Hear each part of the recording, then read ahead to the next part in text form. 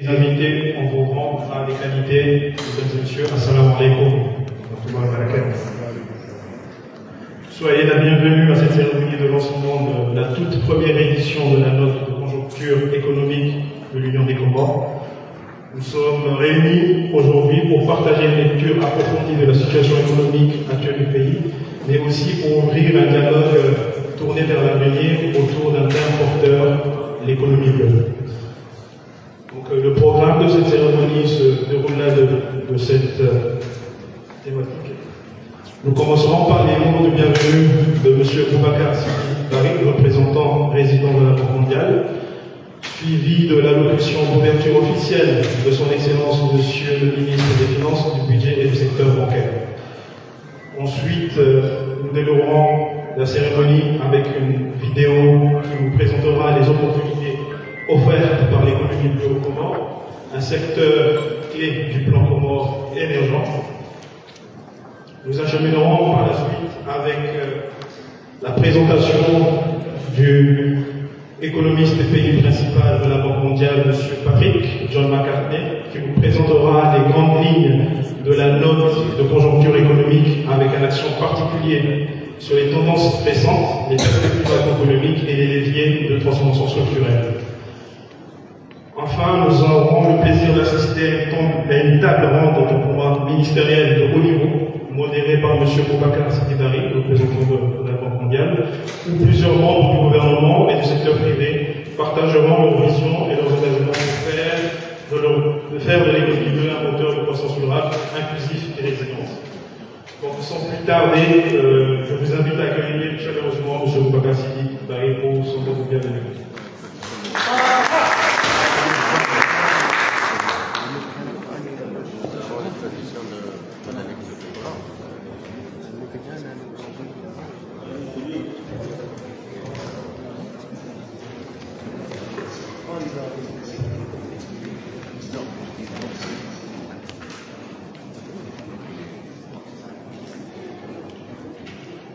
Monsieur le ministre des Finances, gouverneur du groupe de la Banque mondiale, Mesdames, Messieurs les membres du gouvernement, Excellences, Mesdames, Messieurs les ambassadeurs, Mesdames, Messieurs les représentants du gouvernement et des différents ministères, Mesdames, Messieurs les représentants de la société civile et du secteur privé, Mesdames, Messieurs, bonjour. Je suis très heureux de vous accueillir aujourd'hui à l'occasion du lancement de la première édition de la note de conjoncture économique de l'Union des Comores. Cette publication que la Banque mondiale produit chaque année dans les pays où elle intervient a pour vocation de nourrir le dialogue et d'éclairer les décisions de politique économique. Comme vous le savez, et vous le verrez bientôt, dans la présentation qui vous sera faite, la note suit un format structuré en deux parties. Le premier chapitre est consacré aux tendances macroéconomiques récentes, à la dynamique de la pauvreté et aux perspectives à court terme. Le second chapitre explore le thème de l'économie bleue, l'un des socles stratégiques du plan commun émergent pour un développement inclusif et durable en Union des Comores. Cette thématique sera l'objet de la table ronde de tout à l'heure. Nous sommes heureux de constater que l'économie comorienne montre des signes de reprise dépassant désormais les niveaux d'avant la pandémie de la Covid-19. C'est une avancée encourageante, certes, mais cette reprise reste fragile car la pauvreté demeure élevée, avec de fortes disparités régionales. Le chômage des jeunes, le sous-emploi et l'accès limité à une éducation de qualité continuent à freiner la productivité et la croissance des revenus. Les envois de fonds apportent un soutien précieux certes aux ménages, mais ils devraient également contribuer à l'épargne et l'investissement pour bâtir une économie prospère et résiliente. C'est pour toutes ces raisons que des réformes ambitieuses sont nécessaires. Sans elles, la pauvreté risque de s'aggraver et les opportunités de développement resteront limitées. L'annonce sur la conjoncture montre qu'il y a de l'espoir et met en lumière les potentialités de l'économie bleue comme levier de transformation économique largement sous-exploité en Union des Comores. Le choix de ce thème n'est pas anodin. L'Union des Comores dispose d'un capital naturel exceptionnel, notamment marin et côtier, ce qui fait que la richesse naturelle par habitant dépasse largement le PIB par habitant. Cela révèle un potentiel inexploité, c'est-à-dire une richesse qui ne traduit pas encore en bien-être pour la population. L'économie bleue peut changer tout cela. En s'inspirant de l'expérience de pays comme le Cap-Vert, l'Union des Comores peut bâtir une trajectoire de croissance fondée sur un tourisme résilient, une pêche responsable et une protection des écosystèmes plus durable au niveau marin. La note montre également qu'avec une croissance soutenue de 6,1% par an, les Comores pourraient atteindre le statut de pays à revenu intermédiaire supérieur à l'horizon 2050. Mais pour y parvenir, il faudra une stratégie claire, bien coordonnée, qui mobilise les secteurs de la pêche, du tourisme et de l'environnement. Il faudra également des investissements ciblés dans les infrastructures, la gouvernance, l'accès au marché et la durabilité environnementale. Cette ambition s'inscrit pleinement dans la vision du plan émergent à l'horizon 2030. Le défi est de taille. Entre 2000 et 2023, la croissance moyenne a été de 3%. Il faudra donc doubler ce rythme. Cela exigera un engagement politique fort, des réformes cohérentes et le soutien coordonné des partenaires au développement. La note de conjoncture propose des recommandations concrètes dans ces deux chapitres pour lever les freins au développement et libérer le potentiel économique de l'Union des Comores. Elle est proposée comme un outil au service de l'action gouvernementale. Mesdames et messieurs, je voudrais terminer en réitérant l'engagement de la Banque mondiale à accompagner l'Union des Comores dans son développement. Nous sommes déjà engagés dans des secteurs clés, notamment le soutien pour bâtir un cadre macroéconomique stable, l'agriculture, le tourisme et l'économie bleue. Nous accentuerons ces efforts et continuerons à travailler avec les autres partenaires au développement pour soutenir une croissance économique forte, inclusive, durable et créatrice d'emplois en Union des Comores. Je vous remercie pour votre aimable attention.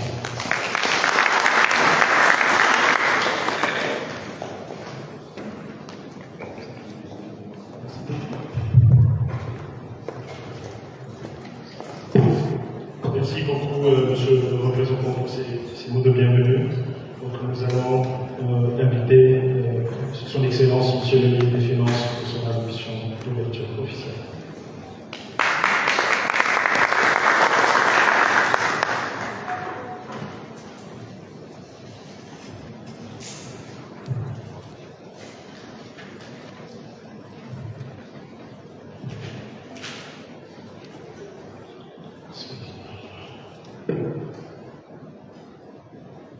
Mesdames et Messieurs les membres du gouvernement, chers collègues, Monsieur le représentant de la Banque mondiale, Mesdames et Messieurs les représentants des partenaires au développement, Excellences ambassadeurs qui se présentent, Mesdames et Messieurs les représentants du secteur privé, mais aussi de la société civile, Excellences, Mesdames et Messieurs, honorables assistances, distingués invités, Salam alaikum wa rahmatullahi ta'ala wa barakatuh. C'est pour moi un honneur et un privilège de prendre la parole en ce jour symbolique à l'occasion du lancement officiel de la première note de conjoncture économique de l'Union des commerces. Cet événement organisé en collaboration avec la Banque mondiale illustre notre volonté commune d'inscrire les politiques économiques nationales dans une démarche fondée sur la transparence, la rigueur analytique et l'anticipation stratégique. Au nom du gouvernement de l'Union des communes, je tiens à exprimer notre profonde reconnaissance à la Banque mondiale pour son accompagnement constant, son expertise technique et son engagement sans faille en faveur du développement économique et social de notre pays. La publication de cette note intervient à un moment charnière de notre pays. Notre économie reste confrontée à des défis structurels persistants. Une forte dépendance aux importations, une mobilisation insuffisante des ressources internes, des capacités de production limitées, une dette publique en augmentation et une vulnérabilité accrue face aux chocs extérieurs, qu'ils soient climatiques, sanitaires ou géopolitiques. Mais ces contraintes ne doivent en aucun cas occulter les progrès tangibles réalisés par le gouvernement grâce à une meilleure discipline budgétaire, à la modernisation progressive de la gestion des finances publiques et au soutien précieux de nos partenaires publics et financiers, nous avons pu préserver une certaine stabilité de notre économie malgré un environnement mondial incertain. Il est désormais impératif d'approfondir ces réformes et d'accélérer la transformation structurelle de notre économie, notamment en engageant résolument la diversification de nos sources de croissance. Le thème retenu aujourd'hui est un océan d'opportunités, l'économie bleue comme moteur de croissance durable, entre en parfaite résonance avec l'identité insulaire de notre nation. Notre position géographique n'est pas une contrainte, c'est un atout stratégique. Pourtant, la richesse immense de notre espace maritime, qui s'étend sur près de 160 000 km², demeure largement sous-exploitée. L'économie bleue, qu'il s'agisse de la pêche durable, du tourisme côtier responsable, de la valorisation de nos ressources halieutiques ou encore de la recherche et l'innovation marine, représente un levier puissant pour stimuler la croissance, créer des emplois qualifiés et renforcer la résilience de notre économie face aux chocs extérieurs. Pour libérer ce potentiel, nous devons investir massivement dans les infrastructures portuaires et logistiques, renforcer les capacités techniques et professionnelles de nos acteurs locaux, mettre en place un cadre réglementaire moderne, stable et incitatif, promouvoir des partenaires publics-privés transparents et équilibrés. Cette ambition, nous la portons avec conviction et nous la partageons avec nos partenaires techniques et financiers, dans un esprit de responsabilité environnementale et dans le plein respect de notre souveraineté nationale. La note de conjoncture économique que nous présentons aujourd'hui est bien plus qu'un simple document technique. Elle constitue un véritable outil d'aide à la décision, un repère stratégique pour les investisseurs et un instrument de redevabilité démocratique pour les institutions publiques. Elle éclaire les tendances récentes de notre économie, identifie les facteurs de vulnérabilité et met en évidence les opportunités à saisir pour bâtir une croissance plus inclusive et durable. Elle nous engage également à renforcer le dialogue entre tous les acteurs, administration centrale, collectivités locales, secteur privé, société civile et partenaires techniques et financiers. C'est à travers cette dynamique de concertation et de transparence que nous pourrons construire une vision économique nationale partagée, cohérente et intégrée. C'est pourquoi je lance donc un appel solennel à une appropriation collective de cette lutte. Elle doit servir de boussole pour orienter nos politiques publiques, améliorer la programmation budgétaire, guider nos choix d'investissement et alimenter la réflexion nationale sur notre modèle de développement économique. Nous devons également veiller à ce que cette initiative s'inscrive dans la durée, à travers la production régulière d'analyses économiques rigoureuses, lisibles et accessibles à tous, afin de renforcer la culture de la donnée, de l'évaluation et de la responsabilité dans l'action publique. Mesdames et messieurs, la transformation économique de notre pays ne se fera ni en un jour, ni par un seul acteur. Elle exige unité, cohérence et persévérance. Le lancement de cette première note de conjoncture marque une étape importante.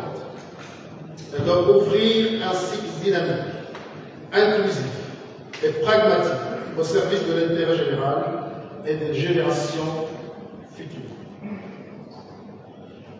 Je vous remercie pour votre présence, pour votre engagement et pour votre précieuse contribution à cette ambition partagée.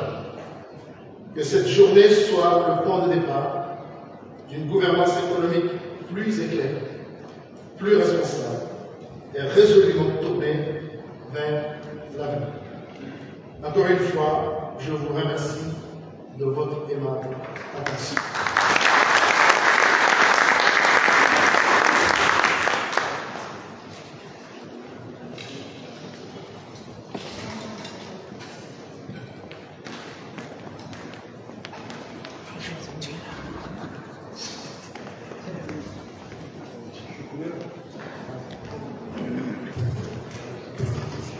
Merci beaucoup, Monsieur le ministre des Finances, pour ce petit mot d'ouverture officielle. Nous allons suivre une vidéo sur la présentation des opportunités économiques.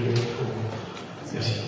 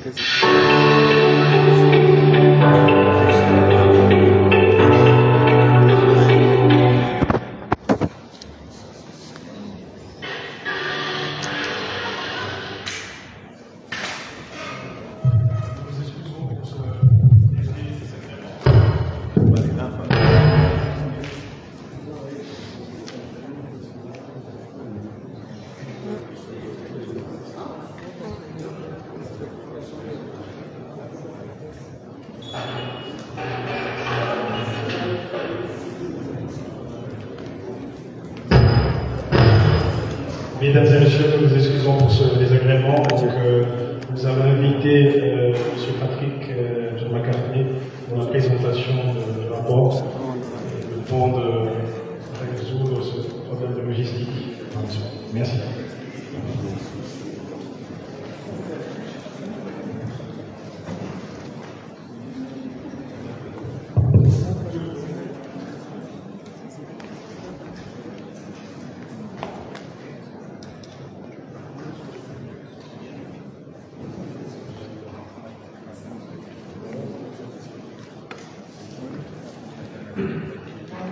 d'être venu à la présentation de la première édition du rapport de la note de conjoncture économique pour le Comore. La note de conjoncture économique est un rapport annuel avec le même format dans tous les pays. Le premier chapitre porte sur la situation économique et les perspectives, et le deuxième chapitre porte toujours sur thématiques spéciales. Pour cette première édition, pour les Comores, le chapitre spécial porte sur l'économie bleue. Je vais maintenant faire une courte présentation, commençant par un aperçu des situations économiques et des perspectives.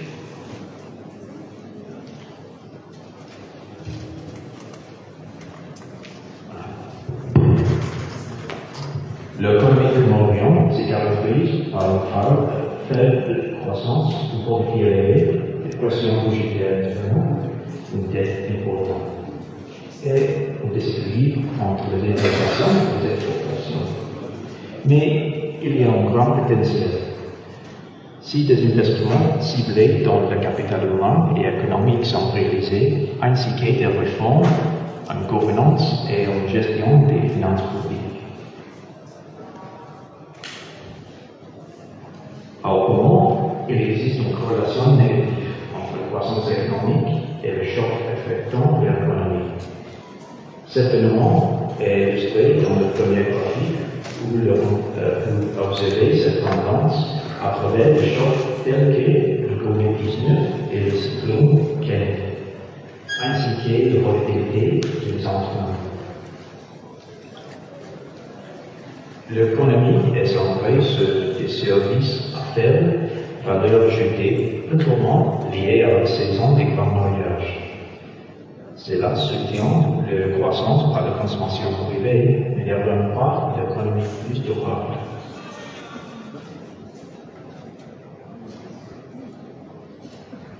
La faiblesse de la croissance signifie que le niveau des vies mesuré par la PIB par habitant s'est à peine amélioré au cours des 3 dernières décennies.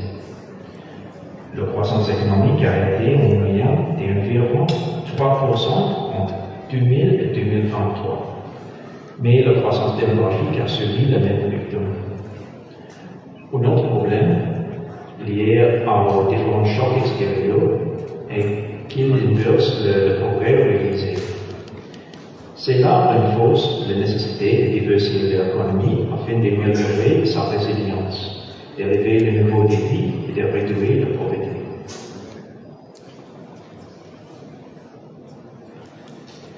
L'inflation a été historiquement basse.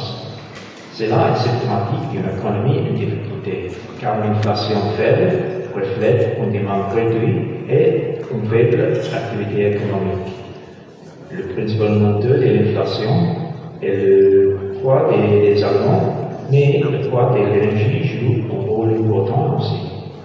Cela est compréhensible étant donné que le Comore dépend des importations et le pays est donc exposé à la volatilité des marchés internationaux.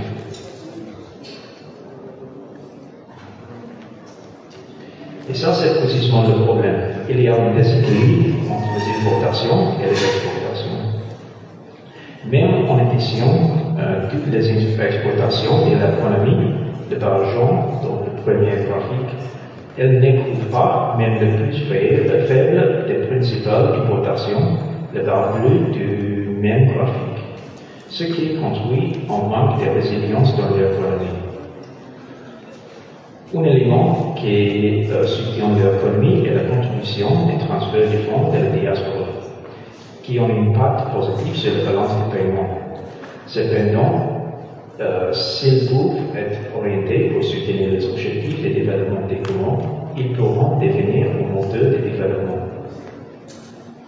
Pour contextualiser, les envoyés des fonds vers le Comores dépassent chaque année le total de l'aide publique au développement et des investissements directs étrangers combinés.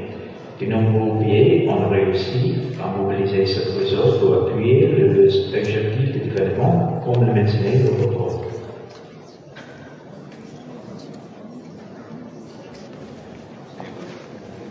Les entreprises publiques pays sont mal gérés et présentent des déficits d'exploitation que le gouvernement doit payer avec la dette.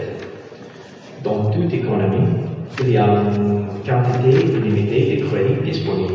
En 2024, on a vu que le crédit a surtout été utilisé pour le secteur public et les entreprises publiques, ce qui a réduit les ressources pour le secteur privé.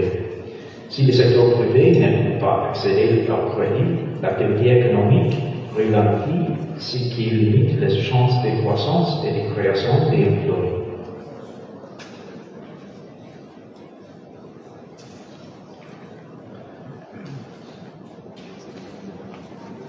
Récemment, la Banque mondiale a réalisé une évaluation d'impact qui a conclu que le cadre juridique pour la gestion de la dette est solide, mais que les règles ne sont pas appliquées.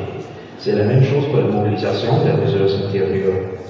Lors de la mission du Fonds monétaire, ils ont montré que si les douanes avaient simplement respecté les règles, sans même faire de réformes, le pays aurait pu gagner 16 millions de dollars de plus en recettes.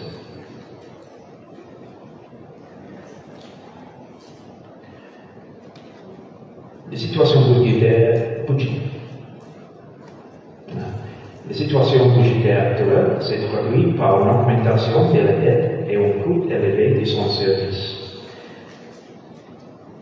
En 2020, les dépenses de santé en réponse à la pandémie représentaient 1,6% du PIB, tandis que le service de la dette aujourd'hui représente plus ou moins 2,1% du PIB, la ligne bleue du premier graphique.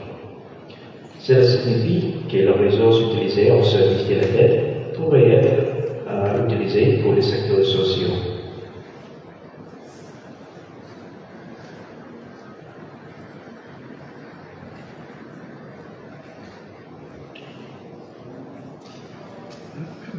Voici un aperçu des perspectives économiques. Si le gouvernement poursuit son programme de réforme, on devrait voir une croissance économique plus forte et une baisse des déficits budgétaires. Cet espace budgétaire supplémentaire pourrait être utilisé pour financer des investissements ciblés dans le capital humain, tels que la santé, l'éducation et la protection sociale, et le capital économique dans les infrastructures.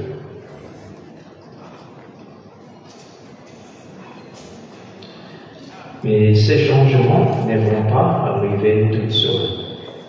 Le gouvernement devra mettre en place des réformes. Le rapport présente plusieurs options de politique qu'on propose au gouvernement. Et pour ce chapitre, ces réformes s'articulent autour des 4 piliers. Renforcer la viabilité budgétaire et la gestion de la dette, stimuler le développement du secteur privé et la compétitivité des exportations, renforcer la stabilité et l'inclusion du secteur financier, améliorer la gouvernance et l'efficacité du secteur privé. Les réformes sont présentées plus en détail dans le rapport à la fin des 2 chapitres.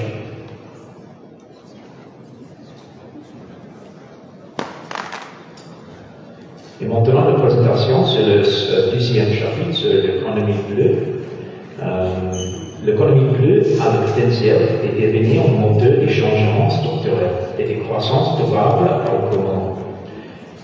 Et pour ce faire, il est nécessaire de définir ce qu'est l'économie bleue.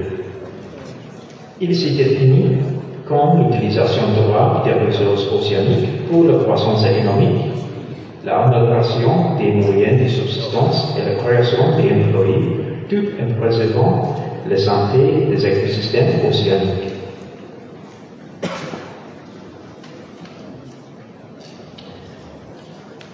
Les Comores sont bien placés pour développer la pêche et le tourisme maritime comme moteur clé de l'économie et le pays dépose la deuxième plus grande richesse halieutique tech pour habitants au monde et le deuxième en Afrique. Mais ce potentiel reste largement inexploité. Le secteur représentait entre 7 et 8% du PIB jusqu'en 2017, avant d'atteindre 11,4% sur la période 2018 et 2024 reflète sa contribution croissante à l'économie. Cependant, le secteur reste limité par des infrastructures insuffisantes, des pratiques principalement artisanales et un accès limité au marché.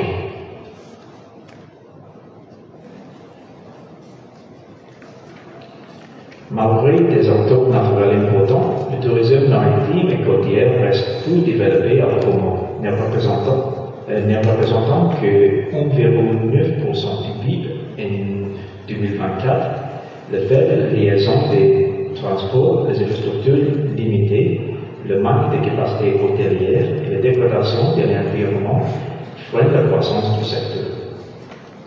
Le nombre des touristes est en augmentation, mais il reste bien inférieur à celui des pays comparables. Le jour des îles et l'Océan Indien de 2027 représente une occasion catalytique pour réaliser les ambitions touristiques à long terme des Comores et concrétiser le potentiel et le pays peuvent surmonter ces défis.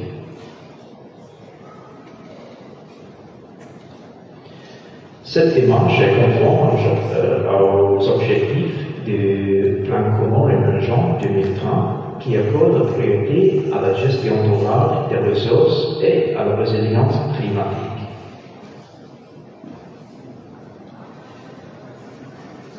Il existe plusieurs catalyseurs transversaux nécessaires pour soutenir l'économie bleue.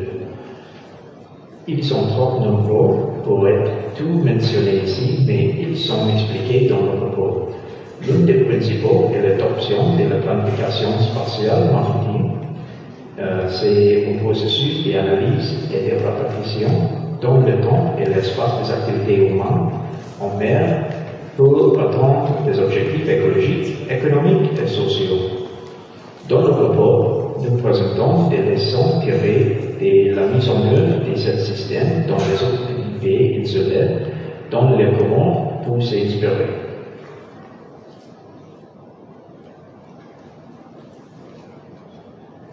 Afin de garantir que le contenu du rapport repose sur la base concrète et non seulement théorique, nous avons créé un modèle économique spécifique pour cette chapitre. Les Comores se sont fixés l'objectif ambitieux de devenir un pays à revenu intermédiaire supérieur d'ici 2050. Pour cela, une croissance soutenue de 6,1% par an serait nécessaire sur les 25 prochaines années. Un rythme similaire à celui des Cap-Vert entre 1980 et 2023. Les Comores poursuivent, par exemple, l'exemple du Cap-Vert si le facteur clé mentionné précédemment sont respectés. Par exemple, une croissance annuelle de 5,2% dans le secteur de la pêche pourrait porter sa part du PIB à 16% d'ici 2035, grâce à des meilleurs accès au marché, une productivité accrue et une bonne gestion des zones économiques exclusives.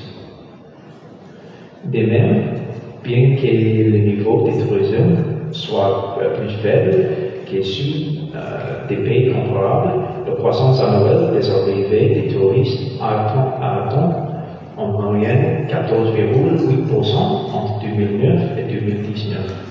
Et le secteur reprend depuis la COVID-19. Avec une croissance de seulement 7% par an, les Comores pourraient atteindre le niveau touristique de Cap-Vert d'ici 2050. Cette transformation économique entraînera des changements structurels importants, une croissance durable à long terme et une forte réduction de la pauvreté grâce à la création des emplois. Comme dans le premier chapitre, le chapitre 2 propose aussi des options politiques pour que le gouvernement réalise ses ambitions pour l'économie bleue. Ces options se trouvent comme dans le chapitre 1 dans le rapport. Et ça c'est le but de la présentation, merci de votre attention. Nous passons maintenant à une table ronde avec le président de la Chambre des commerces et officier du ministre, amené par la présidente de la Banque mondiale. Merci beaucoup.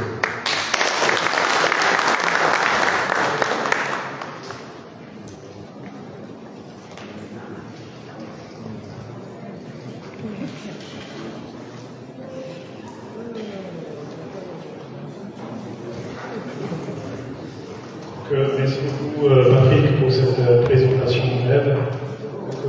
Pour votre information, le rapport est disponible en version électronique. Nous vous invitons à scanner le QR code se trouvant à votre droite pour la version française et pour la version anglaise côté gauche. Donc, nous allons inviter les panélistes à nous rejoindre la scène avec la modération de monsieur Sidi Paris, représentant de la Banque mondiale.